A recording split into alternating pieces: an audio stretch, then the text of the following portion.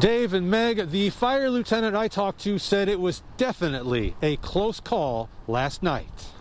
I would say they're very lucky. Steve Bernreiter is a lieutenant with the Kawkawlin Township Fire Department. His agency was involved in an ice rescue at the Saginaw Bay Thursday night. Bernreiter actually called it a self-rescue, with about a dozen ice fishermen and women finding their way back to shore after being caught on an ice floe. They all crossed open water on their machines to get back to this side of shore. Mark Pananzak is a lifelong Linwood resident who has fished these waters for 55 years. He tells us he knows the people who were rescued last night. They packed their stuff up, and by the time they got to the first crack, the crack had opened up to about 40, 50 feet.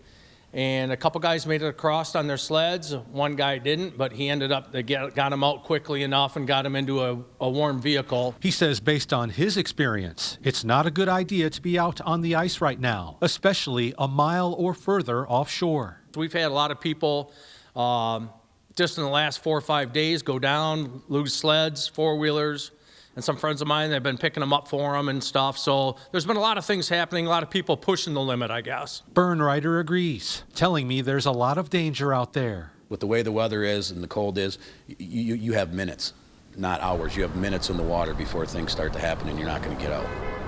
I know. Bernreiter tells me if you're going to go on the ice, have what's called a float plan, which means letting someone know when you're going and when you're supposed to be back. Also bring ice picks, a manual compass, a phone charger, and something to keep that cell phone dry. And while you're at it, take a life jacket. Bernreiter says all of these steps could be the difference between life and death.